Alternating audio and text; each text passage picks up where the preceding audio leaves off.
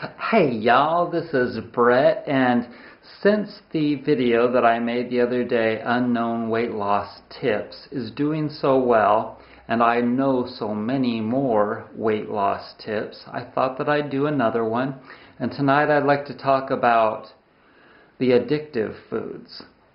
And when you can get rid of the addictive foods, then you're not going to binge near as much because you're not going to get the cravings for those foods, and those foods are the ones that are always causing people the most trouble with their health.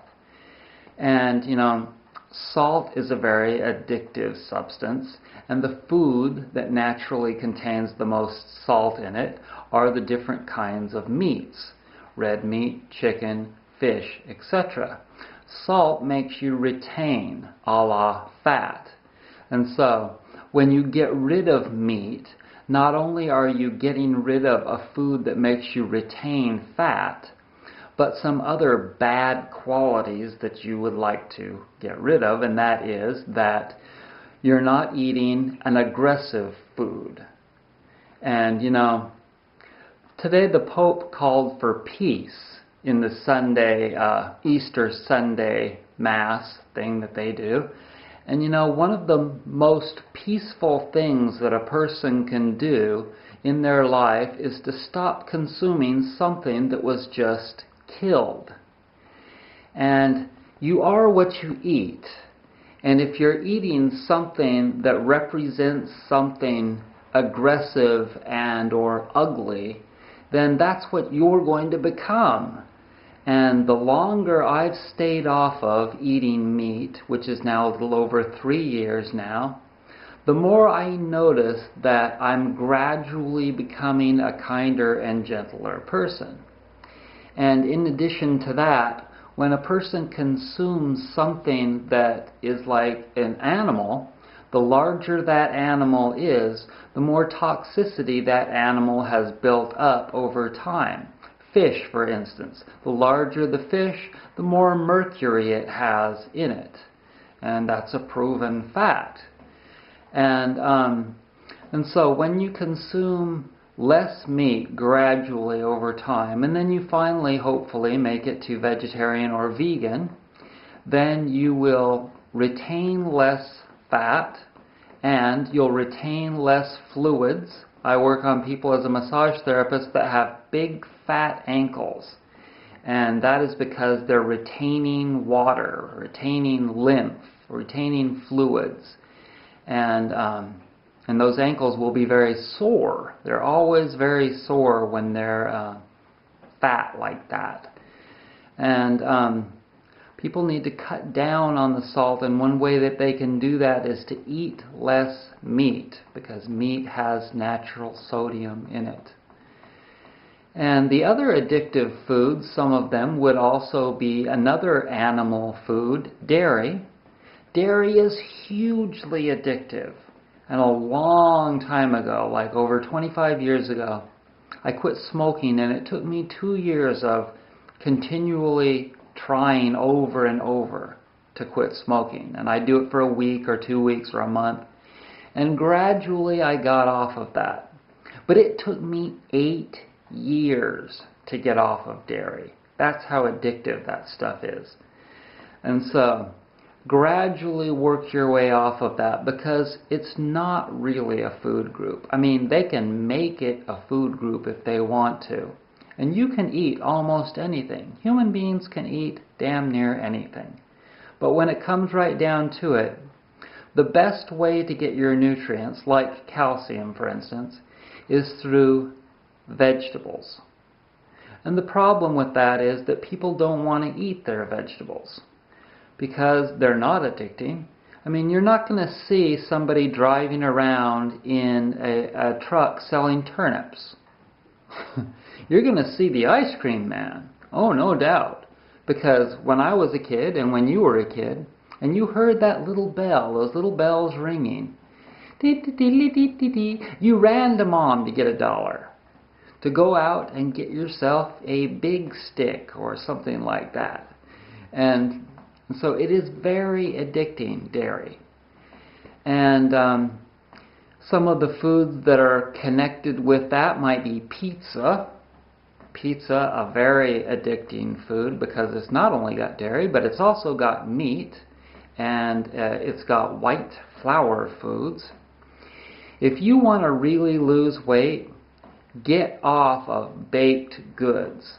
Now, when you drive down the street, you're going to see various businesses that are making a good amount of money off selling baked goods, because you know that when you're driving down the street and you get a craving to find something sweet, you need to fill a void in your life of some sorts, then you see the Wonder Bread place or the Jones Bakery, and you decide that you want to stop and get a cinnamon roll or a donut or something like that. And even if it's a whole grain, even if it's whole wheat, that is not a good thing, because wheat is also a very addictive food because it's got gluten in it, and gluten clogs your digestive system.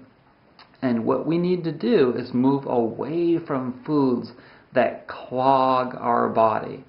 And animal foods and wheat do that. Wheat clogs your digestive system.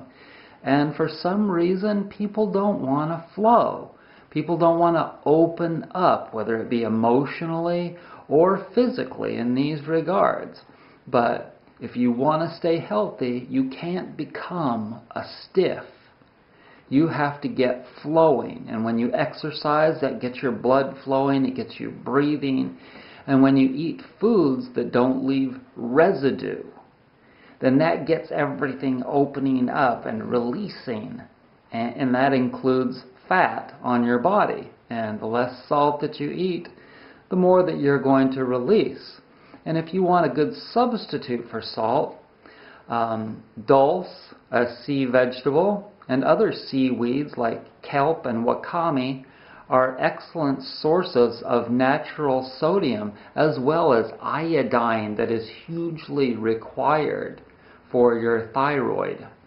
And you know, the sea salt that comes with iodine, that's not sea salt, but generally the regular like Morton salt that comes with iodine already in it, is supposedly a synthetic iodine. And anything that's synthetic is not going to be conducive to good health in your body. So try and eat whole foods. And you know, somebody realized that that was the way for good health, and they decided to create a store called Whole Foods. And if you shop there, that's cool. But bear in mind, not every food in Whole Foods or any other health food store is particularly or necessarily healthy. You have to read the labels. And I may be using the title Unknown Weight Loss Tips as the title of this video. But, you know, what I really emphasize is that everyone focuses more on the natural. And don't just focus on the natural foods.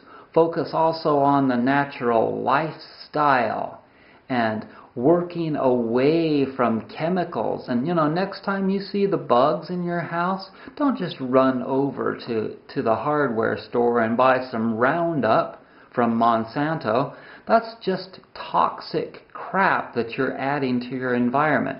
What I suggest that you do is that you get on the internet and you look up natural pesticide for ants or pest prevention for cockroaches. Whatever that may be, you have to educate yourself on what you can do to be able to control the pests naturally, not by poisoning your own environment, which is totally illogical and really, really stupid, to put it mildly. And so you need to start thinking in terms of, what can I do to preserve the environment?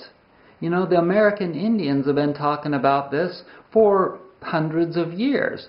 and how the white people have come to this country and really destroyed things. Well, that just can't continue on. We need to reverse those negative syndromes and get back to the way our ancestors did hundreds or thousands of years ago and start respecting the mother. And so when you do that, then it changes everything. It reverses the downward spiral that you created for yourself, and you start to have respect not only for your environment but for yourself as well. And so all of these things are connected, and you'll learn gradually as you get more and more intuition for everything that's around you and about yourself, that everything is connected. I mean, everything. And then every little thing that happens to you throughout your life, you've got to start to think to yourself, well, why did that happen? Or how can I make a connection between this thing that happened to me and that thing? And you'll start to connect everything. And then you'll start to be able to foresee more and more things. You'll be able to predict your own future. Think of how powerful that would be. And so, I think that is probably good for one video. And if you're not subscribed, please do. And give me a thumbs up if you like this video. Be well.